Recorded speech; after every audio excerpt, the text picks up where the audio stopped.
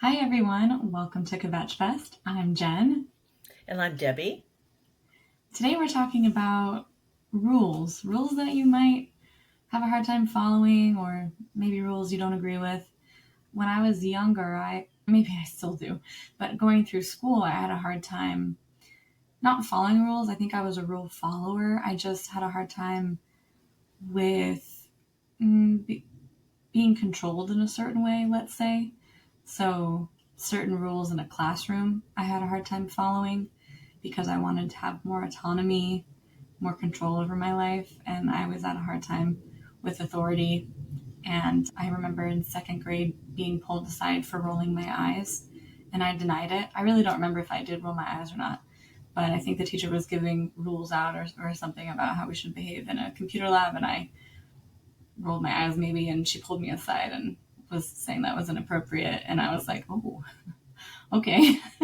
So, yeah, but I never got in trouble with my teachers really.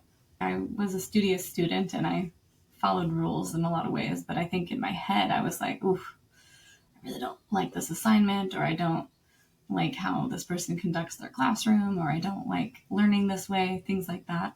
But then in my adult life, I think going through college and then learning about all these injustices and things like that, it makes you really think about laws and rules and who are those in place for, and why do we believe in them, and who do we believe in them for ourselves and for other people, or just for certain groups of people. So it really gets you thinking about rules and laws and how people are governed. But that's a much bigger topic. I mean, I know you were a pretty good rule follower, and then you were a teacher for most of your career.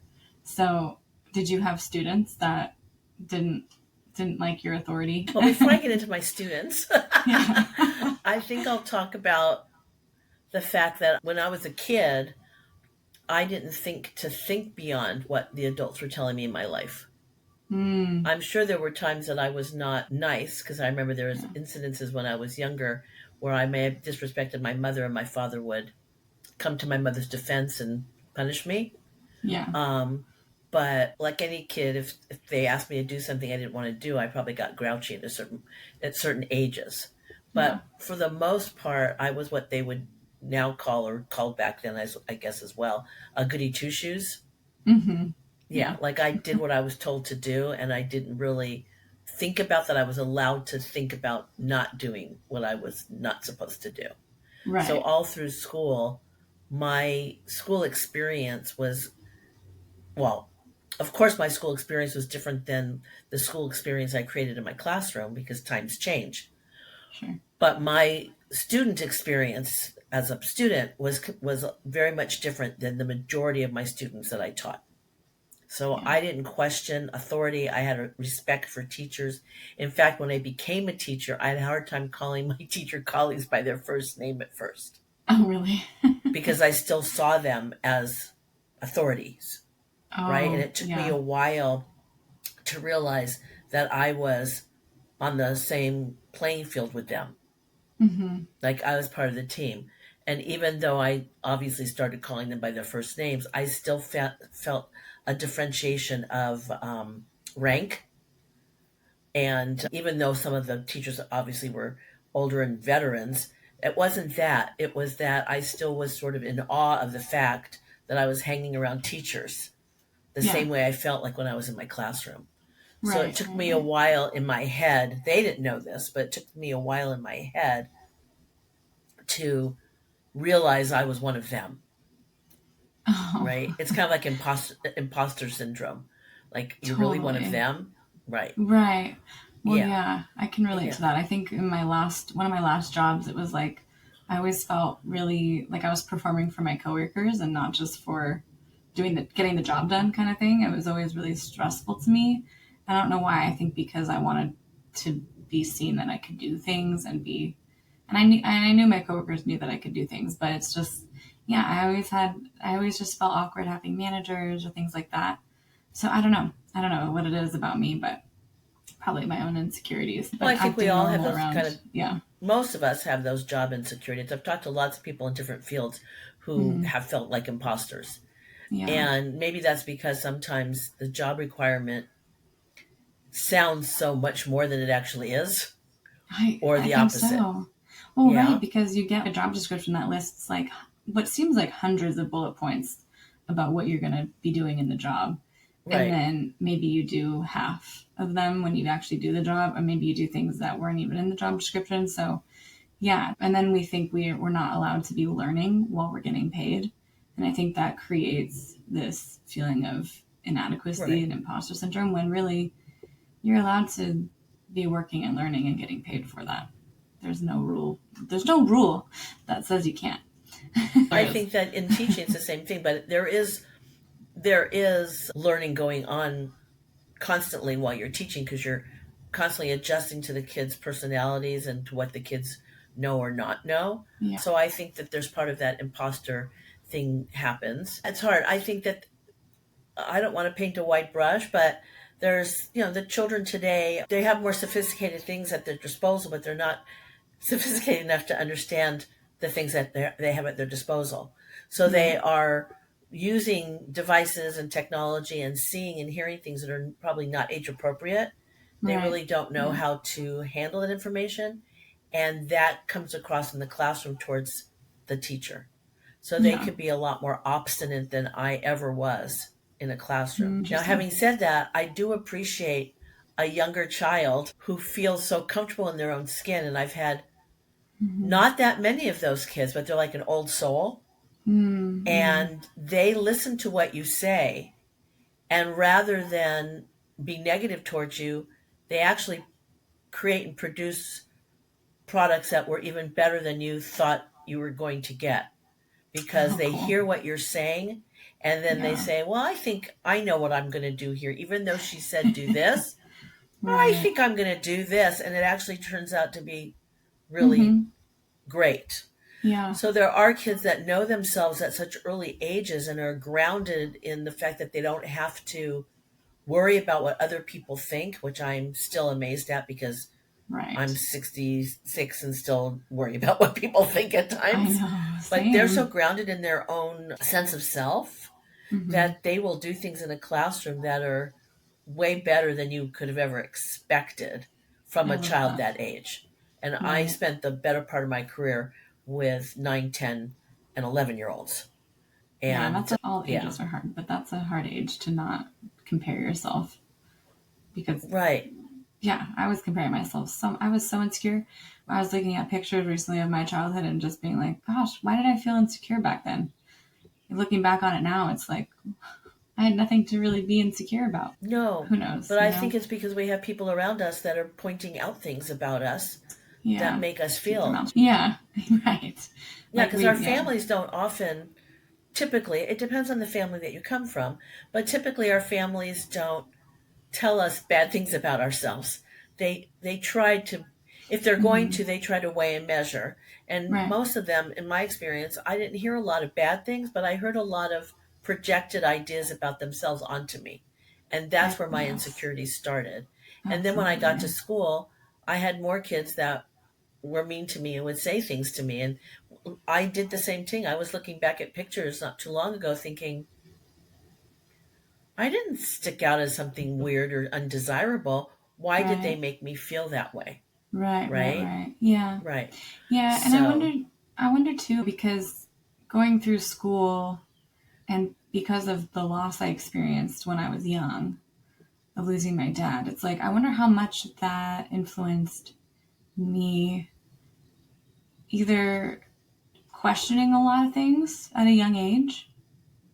And so then questioning the adults around me and questioning things that I was having to do, stuff like that.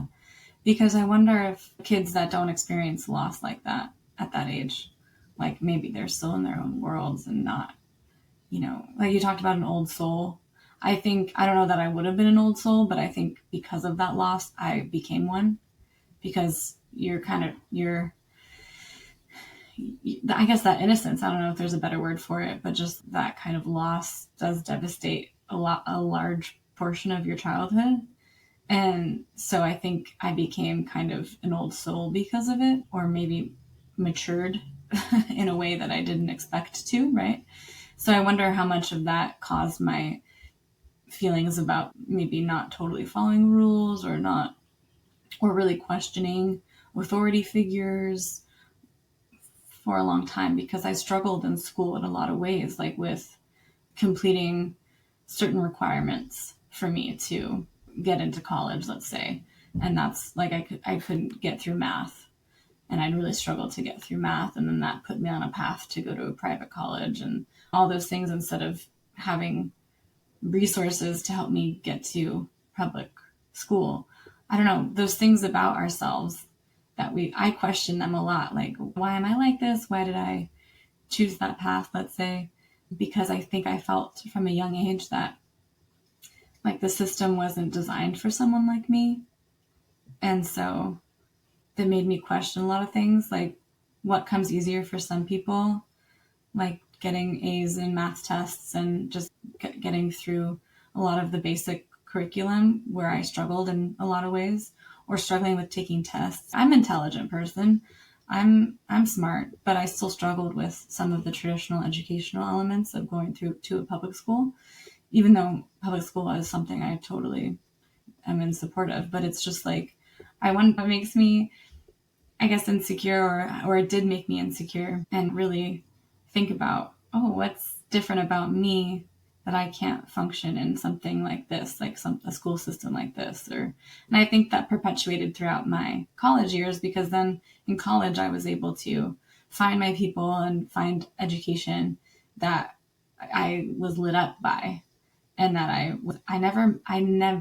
there was one time during my 4 years of college that I intentionally missed class. Other times I went to every single class unless there was a conflict, like a camping trip, because I went to an experiential college that overlapped a class. But intentionally, me making a choice, even when I was sick, I would go to class because I just loved learning so much. So I do really think there's like this weird balancing act of the education that you want, and then also like how it shapes you as a person, and all these things that shape you that are outside of your own control. But then, yeah, there's so much. Anyway, you Well, make no, I choices think based on that. so. Yeah. No, I think that what you were saying about feeling different, well, sure. I think that the minute something happens to a person that puts them outside of mainstream life, makes them feel different automatically. Right. And when you lose a parent at a young age, look, I didn't do that, but I was part of that. I Of saw what was course. going on, and I Yeah. was trying to mitigate whatever damage I could. I realized there was a loss of innocence, and it's not I mean, we say loss of innocence, but what we really mean is we're confronted with an incident that has the magnitude and scope that's much larger than what we can deal with for our age, Yes. right? Because Precisely. little kids don't think of mortality. They Right. shouldn't be thinking of mortality. Yeah. They only have experience generally with mortality when it comes to a pet that passes away, or a goldfish, or Right. something. And usually if you're in a household where people care, they have little funerals, they bury Mm-hmm. animals, they do all these things to be ritualistic and to prepare you for the Mm-hmm. eventuality of losing perhaps your grandmother or great grandfather, but not Mm-hmm. your immediate parent. So Right. that is a huge traumatic experience that you're not prepared for when you're young, because Mm-hmm. you haven't even figured out what it's like to try to mitigate the world that you are in, and now you've lost a person and you don't know even what that means. A lot of kids Yeah. don't even, at young ages, don't even understand the fact that they're not going to see that person again. I mean, either do Yeah. adults, but Right. children, I Yeah. mean, they're still in a magical, depending upon what their developmental age is, they're Mm-hmm. still in a magical space about life, Yeah. right, with very Yeah. little concern for anything important. So Yeah. I think children, I would say, if you're going to do ranking order, death is probably worse than divorce, Yeah. because death is a finality. With divorce, Right. it's still a major rupture, but you have the possibility of seeing your parent, Right. good, Exactly. bad, or indifferent, Mm-hmm. Mm-hmm. right? With a Mm-hmm. death, that's it, you're done. Yeah. So I can understand that going to school in that capacity would be really odd for a long time. Yeah. And your friends don't know what to say to you because they've not experienced that. Yeah. and your teachers can only give you so much. Mm-hmm. So you really have to, hopefully, you have family to support you, but they're also grieving. Mm-hmm. So you have, if hopefully the adults in your life can separate their grief from your need to be nurtured during that time. Yeah. And so the rules change. The rules of Okay. how you see life have automatically changed forever. Sorry Yeah. to say that, but I know that as a grown up losing a spouse and how that made me parent differently. Now, not differently in that I was still the same parent I wanted to be, but I had Mm-hmm. a heightened sense of anxiety myself. Absolutely. So I would not allow certain things to happen because I wanted to try to control certain things. And I thought I was controlling things quietly and secretively, but maybe things pushed through.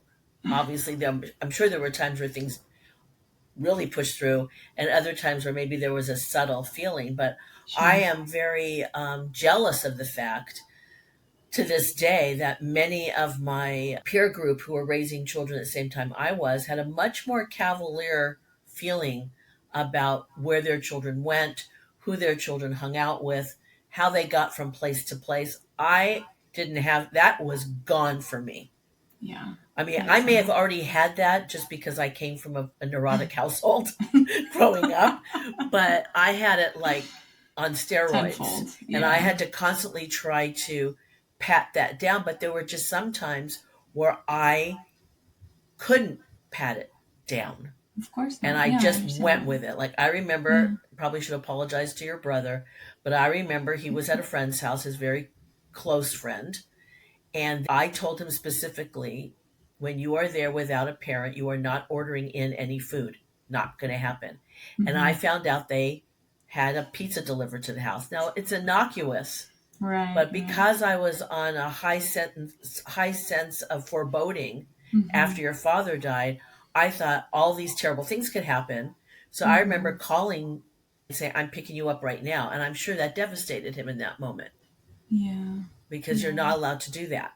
Mm-hmm. And it was nothing. Looking back on it, I feel really remorseful for that because what, maybe on Dateline in 2020 things happen, but in Right. hopefully in the grand scheme of things, the guy drops off the pizza and leaves because he's probably has four other pizzas in his cart he has to Yeah. deliver. He's not interested in these two little kids in the house. But I got over Yeah. uber concerned Oh, of course you about did. that, Well, we all flatters and after a tragedy like that.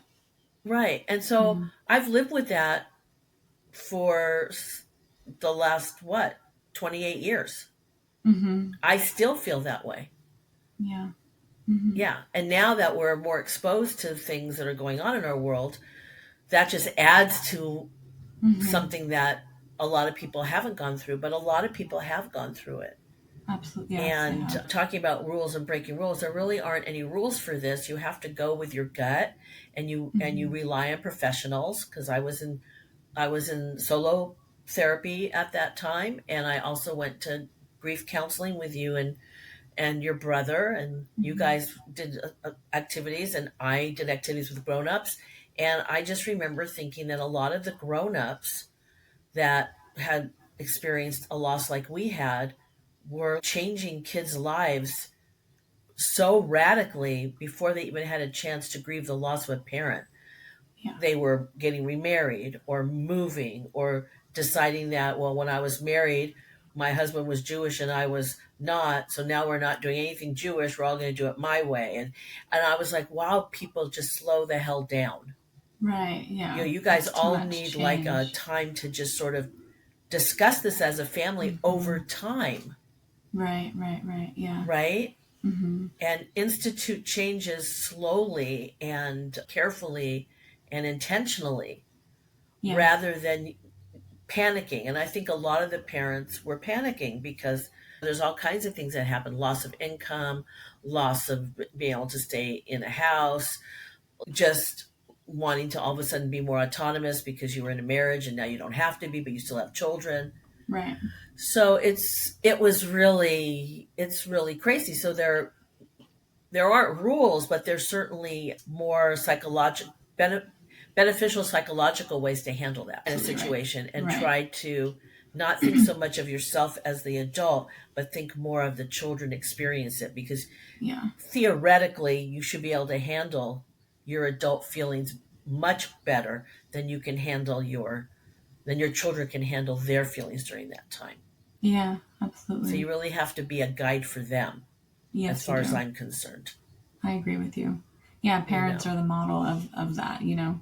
right?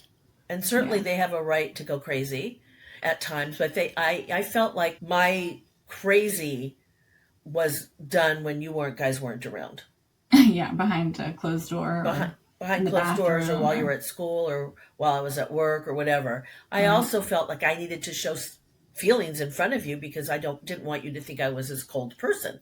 Well, So sure. To you balance have it. to walk the line Yeah. between what you're willing to show. But if this is the only parent left, Yeah. your kids are scared shitless. Sorry, can I use that language? Yes, you can. Your kids are scared. You can edit that Yeah. out, the No. profanity. You have to be very careful, because they're scared now, Hmm. even if they don't know they are. Oh yeah. And you I'm have still to, scared. yeah, I'm right. 34 years And old. I'm you still have scared. to, maybe for different reasons now, but Or the you same root have reason. to Yeah. be there in your full capacity, grounded self, so that they have somebody they can rely on. Yeah, and I'm so thankful As that you were able to do that, be that parent. That well, thank you. That's yeah, because I think what helped me was focusing on you guys. sure. And I think that's at least that's what I a lot of that seems to be a theme for parents who have lost a spouse is that the kids become the focus and that's what helps the family move Right, forward. It's not right. easy. Parents focusing on themselves, Right. and they do what makes them feel good in the moment, Mhm. without really thinking about how that impacts their children. And people who get divorced do the same thing.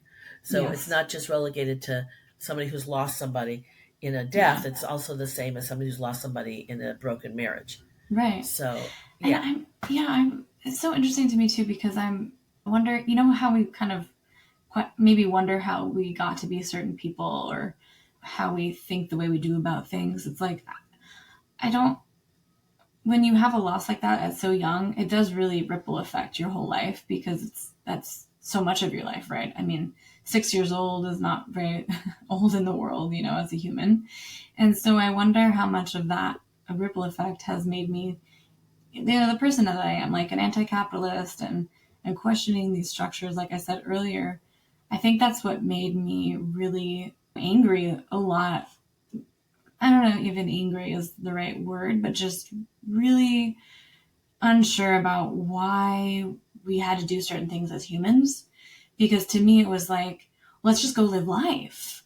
Let's go have fun. Let's be with each other. Let's be with the people we love. Why do we have to go through this rigmarole of taking AP classes and getting to a good college and then getting this job that's like soul sucking and not really what you want to do, but it makes you money, whatever it is. I wonder how much of maybe I would have always been a creative person. I'm sure I would have been because I come from a creative lineage of people, but it's like, or entrepreneurship, things that are against the grain of how most people tend to do things. But it's like, I think I still struggle with that today where it's like, gosh, I, I don't really agree with all this traditional stuff. And yeah, learning is great and all this stuff, but what's the end goal here? Why do we have to work when really I just want to be with people and working takes us away from the people we love. And I that's probably my root of being kind of anti-work, anti-capitalist is because I lost someone very young and that has painted the whole picture of my life in a way that's like, well, I don't want to be taken away from people I love and work does that when you're away from the house for 40 hours a week, when you have to do these things to make money that's not even good money. For me, it's not, I mean, it's money, but it's like, it's not giving me freedom. right? It's making me still be under constraints because I'm not making enough of it.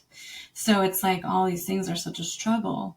And I really think now that I'm thinking about this more and kind of connecting the dots, I'm probably that way because of this loss. And I didn't even think about that. But that's probably why I don't follow these traditional rules.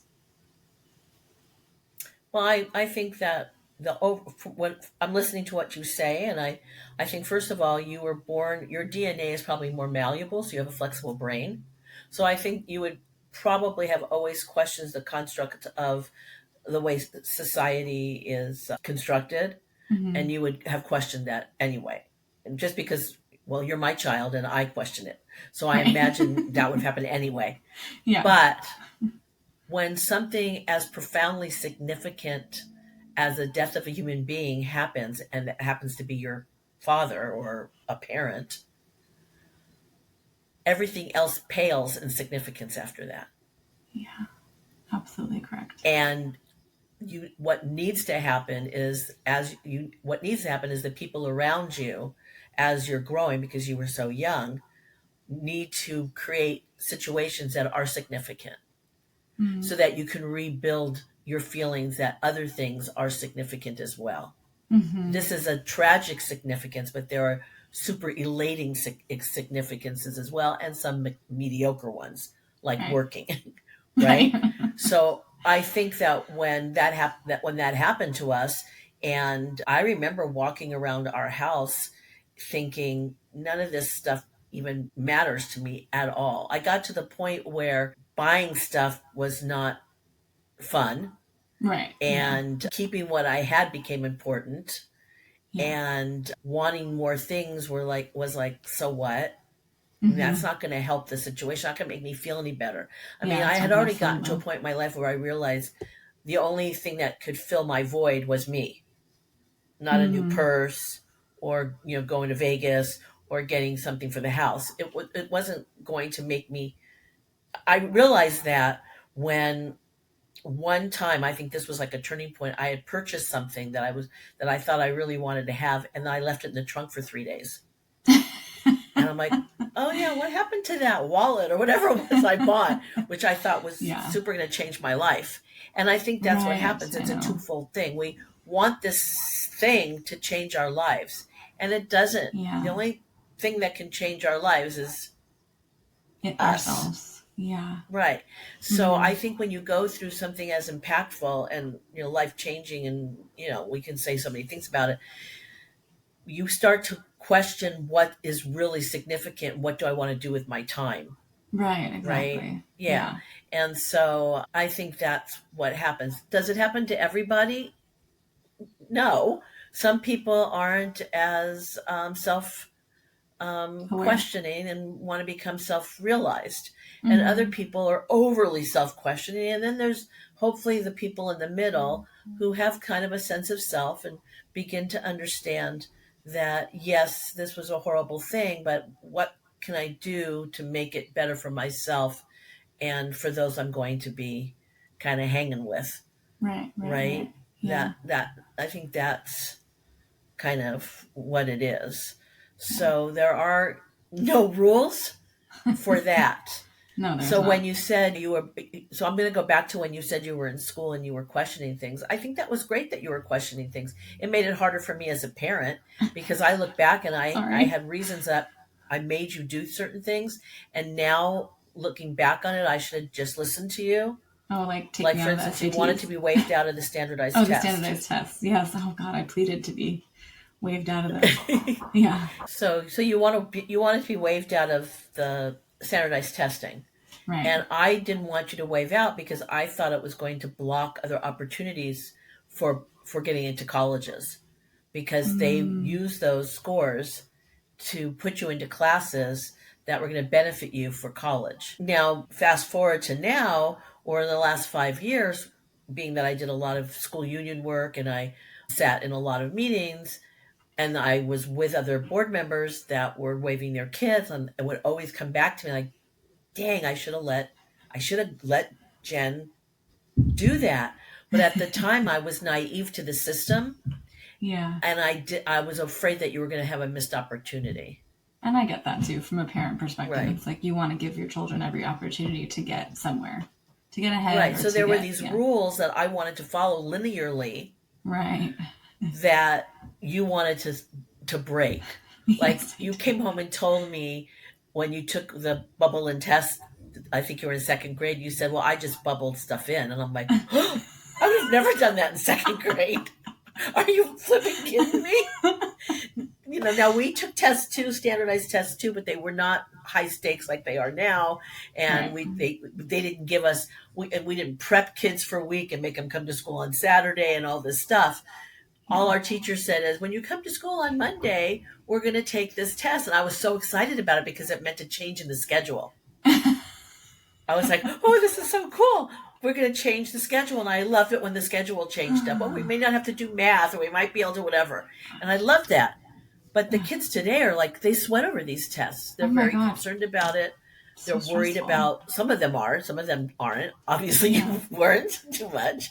Well, I mean, in second grade, it was probably the math questions, if I'm being honest. I was good at everything else. But it's just, I also wonder too if it's just like such a long time to focus on something that didn't Oh, help. yeah. You know, it's like just so long, and they'd be like, chew gum for the test, and make sure you have a nice breakfast, and It's horrendous. it I was actually part of that is. system.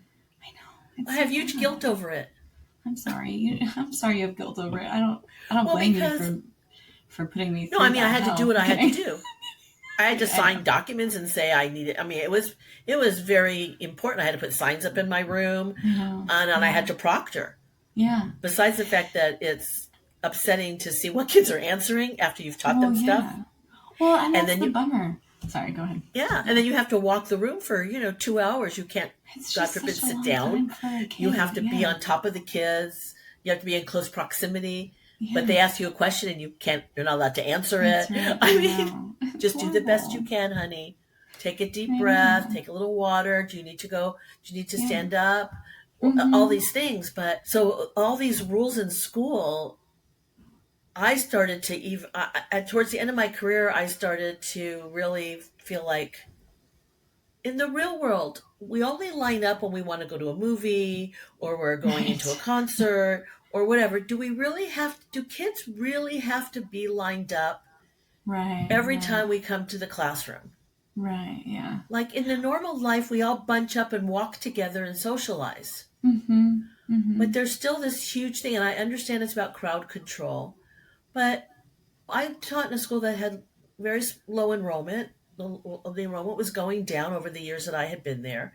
And I just didn't see anymore the the intent for my class. Of course, I had to model for other classes, so that's the other part Mm-hmm. of it. But the rule for being in two straight lines, and then of course with all the change in societal norms, we couldn't have a boys line and a girls line.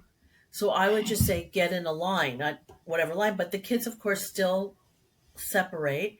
And then Mm-hmm. teachers were getting called on that by administrators. Why do you have a boys and girls line? Because Mm-hmm. this is the way the kids want to line up. Yeah. You would say to them, we're not having a boys and girls line, we're having a human line. Just get Right. into one of the human lines. But they still line up as Right. boys and girls, right? So interesting. Even Yeah. if even if you use the appropriate language in your class, even if you have all the stickers on your door saying you're an ally, they're still lining up, Yeah. Yeah. right? Yeah. What is it called? Self categorizing, I guess. Right, Or they're like, doing that. yeah. So I started to think, why do we tell kids they have to do that? Why can't they? If I'm a grown up and I'm with 10 grown ups and we're walking to a restaurant, we don't walk in two straight lines. We just kibitz with each other Right. until we get to the restaurant. Why can't Mm-hmm. the kids kibitz? They Yeah. need that because they're going to be now stuck in a box for Yeah. the next so many hours until the next bell rings, Exactly. you know? I know. But I I get know. that you want to make sure that they don't harm anybody and that there's nothing out of control. But if you've taught your class a way of being humane, Right. perhaps those things will go away. Right. The other thing that I Exactly. started to question was, why do they have to wait until they get to the gate of the yard to start running?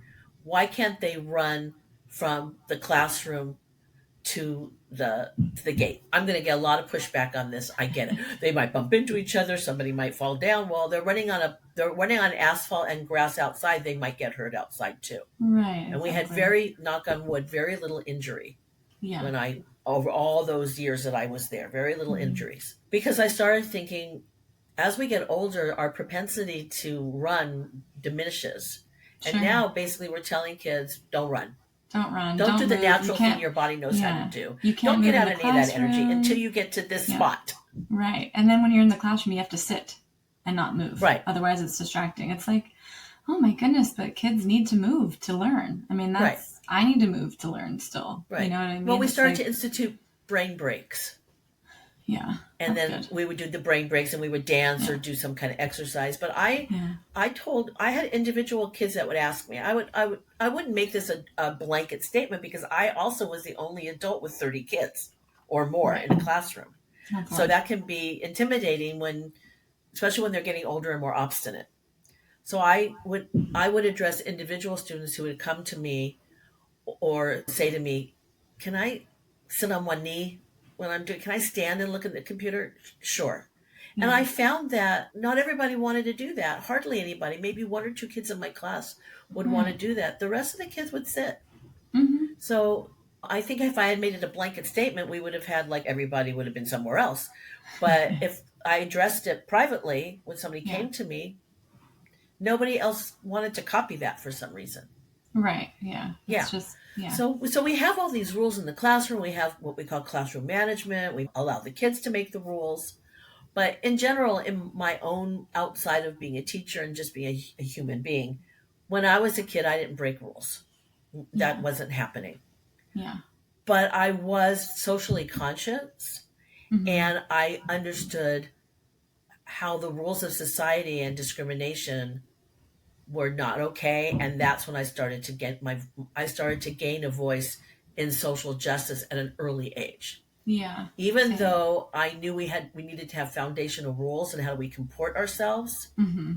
my I used to tell you guys, and whether or not that's worthwhile anymore, but I used to say, I think people need to know the foundational rules before they can break them, Sure. or not even Yeah. break them before they can morph them. Right. Right. Right. Yeah. Right? Rules you just can't break, like you have to stop at a red light. There are certain Yeah. rules for maximum safety that we Okay. have to For abide the greater by. good. Yeah. Right. So Mm-hmm. rules and laws. But when my parents were politically active Mm-hmm. and they campaigned for candidates, and I saw that and I went with them. I Mm-hmm. canvassed with them. I put flyers. Oh, I cool. did that kind of stuff.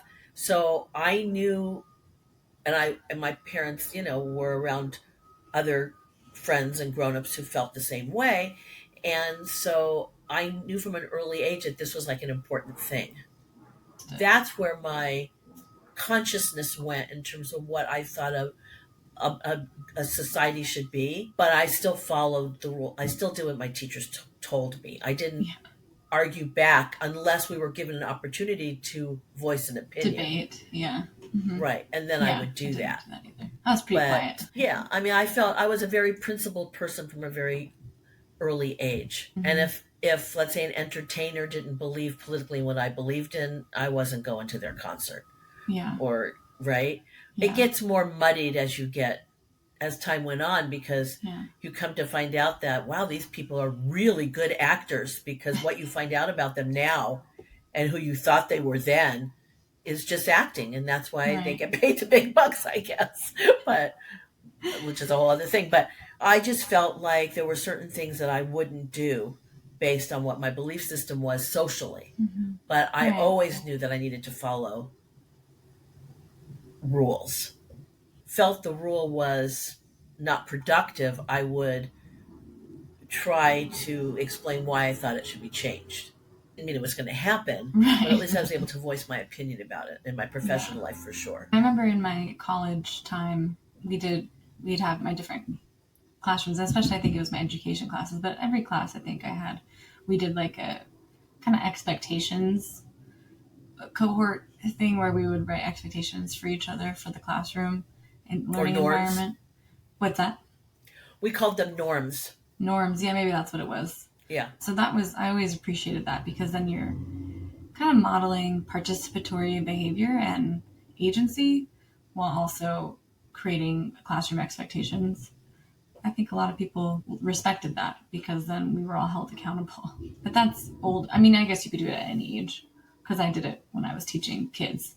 You do it anywhere in any system at any age, because I was Yeah. surprised. I was at Kaiser not too long ago. Well, it was sort of the aftermath of COVID. And Mm-hmm. I looked up on the wall and they had codes of conducts, Mm-hmm. a code of conduct for patients on Yeah. how to be able to behave with their healthcare professional. And I'm like, really? Wow. Yeah. People need a code of conduct for that. I was like, Absolutely. wow, that's sad in a way. But I guess it's Oh. also good, but it's sad. Or we were at a Right. small strip center near our house and there was a code of conduct on the wall there. Like, There's what the heck happened? a lot Yeah. of restaurants in my city where it's like, yeah, no xenophobia, no racism, no sexism, things like that, that are just out on the wall. Or so I think that's cool. You know, it's like you might as well just say what kind of place you are, so that it's safe for folks and spell it out because you don't want people behaving in egregious ways. I don't I know. guess so. I guess maybe because, I come from a different generation where in my world, people would respect people no matter what, but that's my rule. Those are my rules for me in my world. Right. That And wasn't what I'm happening. So, discovering is that there's so many people that are so afraid of all this transformation of people becoming more authentic and right. Right. being able to be who they are on the surface rather than below the surface, that Right. maybe eventually in 1,000 years we won't have to have those signs up, right? Because people Yeah. are going to be like they are in the Star Wars movies when they all hang out and have drinks. There's going to be all these different aliens and they all get along, Right. right? That's what I thought was so great about Star Trek and Star Wars, that they showed that ability that we could all Mingle. congregate even though Yeah. we were all different, Different. let's say species. I don't even know what we would call that, right? Yeah. Kind of like in the animal world, except we wouldn't Yeah. eat each other up. I guess for me, those kind of rules are not necessary because I'm going to treat People everybody with the respect same and way until dignity. I have a reason not Yeah. to, Mm-hmm. right? Yeah. And if I don't have a reason to treat them well, I'm just not going to be around them. I'm not going Yeah. to do anything bad. I'm just going to remove Remove myself yourself. from them Yeah. Yeah. as much as I can. Right. Yeah. I mean, yeah. Talk about breaking our own rules for ourselves. Like, how do we be our authentic selves in a society that wants to place you in a box? So we're always actively breaking rules based on what society thinks we need to do or be or say or feel or look like. So that's a continual daily rule breaking, at least for Well, I me. think that's true. And for those Yeah. people who are very uncomfortable with things changing around them, Mm-hmm. they're constantly in a state of, I won't say despair, but they're like grouchy. They're like, Right. why do we need to do this? And they want people to go back and follow the original rules. But the Yeah, original rules only benefited a certain set of people. exactly. And it's about control in that way. Yeah. Right. And that's what rules do. They do control us. Yeah. And Yes. like I said earlier, I think that we do need to, obviously, we need to have a certain set of rules. Sure. But we should not have to have rules that are bound around our differences because we don't have any control over that. Right. Exactly. We Yeah. just don't. In my classroom, we talked regularly before COVID, after COVID, during the weird teaching experience during COVID, that none of us, our parents didn't open up a catalog and pick what we look like. I want a kid with dark hair and blue eyes. I want to make sure this kid has this kind of nose. They didn't pick parts. We Mm-hmm. are products of our family lineage, and that should be good enough, Right. right? Mm-hmm. We should be so proud to look in the mirror and realize we have our grandfather's mouth and our mother's eyes and or maybe we have our grandmother's ears, whatever it is, and say, "Wow, I am connected through generations of my family. And Mm-hmm. everybody is connected that way. So everybody should feel really great about themselves and the people that they are around because we all share that same connection. So Right. there's no control over it. We talked about in my class, you can change the way you look. You could dye your hair, you could grow facial hair, you can put contacts on. You can do personal things to yourself, Mm-hmm. but underneath all that, you are still vitally connected to your heritage. And nobody should make you feel bad about that because nobody has control over being born, Right. Exactly. right? Yeah. Or how what came up after you were born, Yeah. right? Exactly. Yeah. So Not the only really. thing we can really control is behaviors and Mm-hmm. societal behaviors. And we do that in the form of rules and regulations. We have to go back and look to see And if these change rules them and or update them. regulations Yeah. are meaningful. Right. Yeah. And then they should be open to change and updating, like the Constitution Well, should look, be that was updated. the thing they didn't do. And let's face it, they were coming from a totally different age with a lot less Yeah. technology. Yeah. And And we not could say they diverse were really perspectives. brilliant, or we could be really angry at them, or something in the middle. But what they didn't do at the bottom of the Constitution after they all signed it, they should have put one little asterisk and said, remember, this is a dynamic document that should be willfully changed upon agreement or based on what happens in the future. It must change, every 50 years to update the times, you Yeah. know? Take a look, relook at these Yeah. and Relook see at if they're these. still See if pertinent. it still benefits your people. Right, Well, right. Does it all still people. work? Yeah. Just Mm-hmm. like states should go over their rules and Yeah. cities and right, it should be I agree. something It's a that living we don't document. It should be a living right. document. Yeah. Right. We don't do that unless it comes up. Unless Yeah. somebody sues somebody or comes with paperwork and says, why do I have to put my fence here when that no longer that building, stuff like that. Yeah. But because there's just not enough time, we Yeah. would need a whole bunch of people Yeah. to, that's all they did was look to Yeah. see if these rules are still beneficial on I'll a sign up continual to be on basis. that committee. Well, like scribes for the Bible. But never mind, we Right. won't get into that. That's another topic. I think there was a part of me when you were growing up, because I always thought of you as being a little ornery. Yeah. And, but then I was amazed by that because I'm like, where's that come from? Because I'm not like that at all. Yeah. But maybe that's the other side of the family. Maybe they're more Genes are strong. ornery. Yeah, I think they are. Perhaps. But I think orneriness is okay because it moves things, it moves the needle over.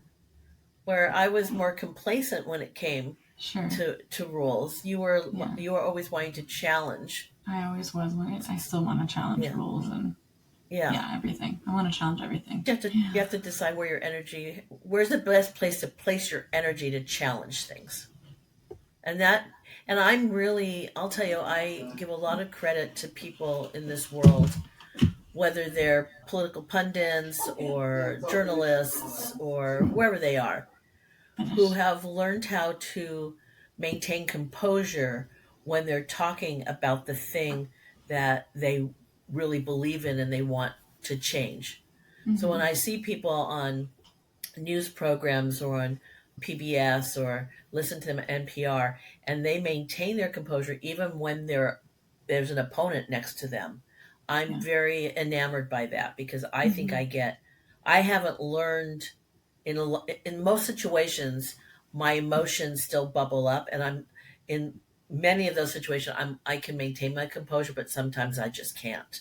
Yeah. And I think that the way to get movement at times is composure. Yeah. I And then agree. other times it's you've got to come back with the same amount of force as somebody else. And Right. I can't speak to that so much because I'm not sure when that would be appropriate, Mm-hmm. but other than in war, but or when somebody has attacked us and militarily. But when it comes to having a dialogue, I'm always just fascinated by people who can continue to make their point without losing their composure. Agree. And things are able to sort of shift because of that. Sometimes they shift in a direction you don't want them to go in, and the other Mm-hmm. person gets their thing. But the likelihood of that, I think, is better than when you know, act crazily. That's why I'm not good at, I don't think I would be good at politics, even though I could work adjacently in them. I get too angry, too heated, and too, like, I just cry. I'm just so overwhelmed and upset about things and the state of things and how slowly change happens. And I'm so passionate about so many different topics in our world that it's just really hard for me to compose myself. Oh It's yeah, just a I challenge. understand It's a that. skill set. But I think the difference between you and I and them is that they've had a lot of time to study their position, Yeah. to get to rehearse their position, Yeah. to delve deep into their position, and therefore they are so strong in what their belief system is that they can easily present it. And that's either side, Yeah. whichever side you're on. Those That's what people do. I remember Mm-hmm. going to a convention years ago, and we were talking about when we started to see the polarization ramp up, Mm-hmm. and we were saying, well, how can we, with family members who are not agreeing with us, how can we have these discussions? And the person in that was leading the discussion said, you have to have your personal story. It has to be something that you really believe and understand, and you have to be able to present it in a matter of fact, non-emotional way. And I'm like, whoa, okay. Because I've been presented those kinds of stories by people on the other side, religiously or politically. And I'm like, Mm-hmm. wow, they are so good at that. I need Mm-hmm. to get good at that. Because if you Mm-hmm. don't have anything to say, they will just keep rolling along Yes, they will. and thinking that they're making headway with you. Right, right, right, right. Yeah. So it's pretty interesting. So there's rules of engagement, and there's just school rules, and there's society rules. It's a lot of rules. There's so many rules. And Yeah. I think that maybe we talked about this, just us, but I think that rules need to be broken when they're not significant anymore, or they don't. There's no proof that they work. It's when you have Yeah. to break rules or change Well, regulations. yeah, right. Because so many laws, I mean, like, I would say, like, some of these egregious laws that are coming into fruition in the United States, like complete lack of abortion care and bans on abortion, or these laws across the states for not allowing trans people to use bathrooms and all of these things. I mean, they come from fear, right? That is fear and Absolutely. control. And it's not based in science, it's not based in facts, it's based in feelings and emotions. And feelings aren't facts. Maybe their feelings are feelings and they tell you how to navigate the world, but you can choose how you feel, right? You can choose to move past a feeling, right? That's what bothers me so much, is that so many of these laws and rules that are coming in and that have always existed in some way, shape, or form just come from fear and control. And there's no actual basis for any of these laws to be in place. They shouldn't be. They're absolutely terrible.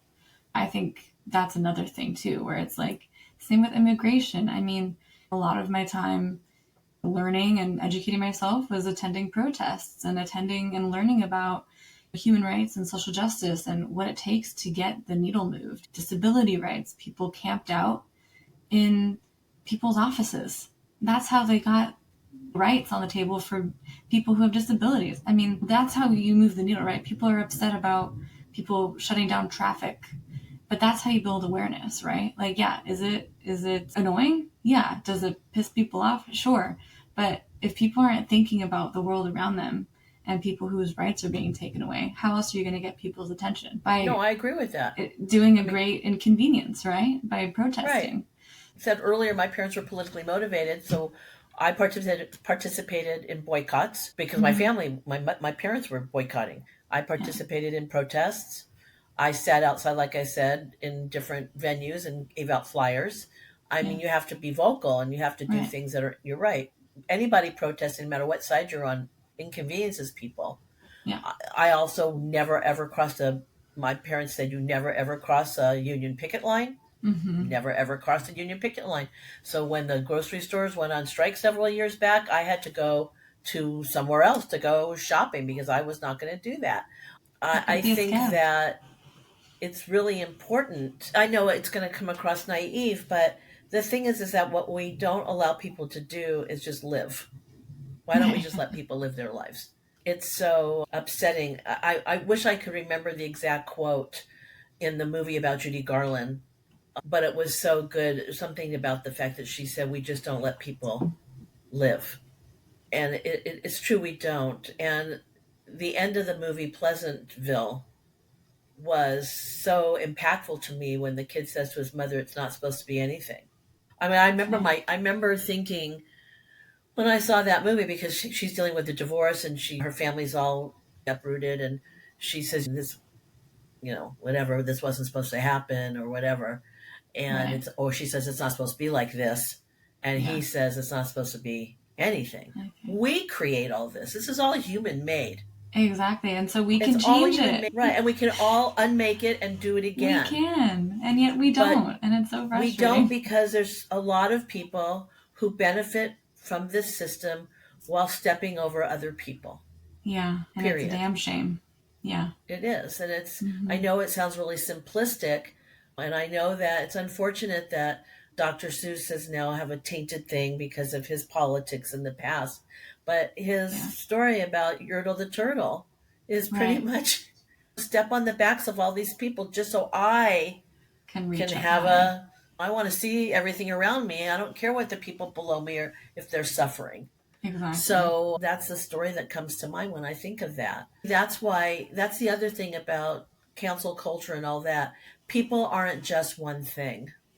No, and I don't know that I agree with cancel culture. I don't think I do. I do think that we need to hold people accountable and we need to Right, have restorative justice. And right, there's lots of ways to do that. And there's still ways that I right, don't know how to do that or how it works or how does it work in a society like ours where right. we live in the black and white a lot of the time, but people live in the gray. I mean, we do. The world is Yes. gray, but we have kind of lived in this binary of all the things, and I don't think it's that helpful, and it's not really realistic. People No. make And mistakes I all will the say one time, thing and about yeah, cancel culture. I don't yeah. think you should have monuments out and things like that that are Well, incredibly yes, offensive. that's true. But that Take doesn't those mean all you down. can't talk about why Mm. those are offensive and Right. explain where its place was in history and that. But Well, yeah. you shouldn't erase anything. When my kids used to write in my classroom, I would say, "Don't delete anything. Just keep writing, and then go back and then delete," Sure. because you just don't know what you're missing if you delete it and what its context is to something else. Yeah. But I certainly wouldn't want to see certain things in my face that are very offensive, and I do agree with that part of it. Well, yeah. But So wait, are you or saying like keep the statues up of white no, supremacists? Or okay, but no. but okay, because I'm like, I I'm guess you saying could, don't have yeah. physical representation. You can have them in a museum if you want to, and people are happy to go if they want to go to a museum. But I don't like know, maybe a that's museum that is like these were people who were white supremacists and slave owners and have that I don't know. I haven't context. thought that all the way through. I Okay. just know that I just don't want to see I wouldn't want anybody to have to see that Yeah. because it's so incredibly offensive. No, they should just be incinerated. Right, exactly. I agree with Yeah. that. But Yeah. what Yeah. I'm Yeah. saying is, but you can still write about what happened and from a different Like, why it happened and why it fit into sure, society at sure, that sure. time. Yes, yes, yes, That's yes. what I'm talking I about. understand what you're Trying saying. to Yeah. collect my thoughts. I didn't take any notes on this, so sorry, I people. know. Just right off the top of my head. Yeah. Yeah, but no, we can have that conversation. That because Yeah, that's another conversation. But it is. I just don't think that's appropriate. I But agree. certainly there is a call to break certain rules. Yes. Well, But right. I mean, yes, definitely. There's but definitely. I will put myself on the record saying that from what I said earlier, I wouldn't break rules willy nilly for no apparent reason unless I knew that they're not significant rules for Yeah. most people. And but we do need foundational, obviously.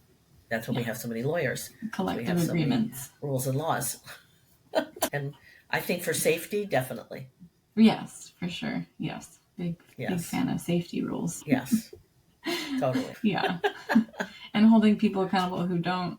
I don't know that jail is the way to go, but definitely somehow holding people accountable, like through education or that's a whole other topic, though. Yeah, but in a capitalist society, the way we hold people accountable Account for breaking is rules is to fine them. money is to find them. I know, Money. and I'm like that. There's something else, right? I mean, there's got to be something else. I know they do community Yeah, it service, just but it's doesn't. like Yeah, there's something else in there that should be there, and it's not yet.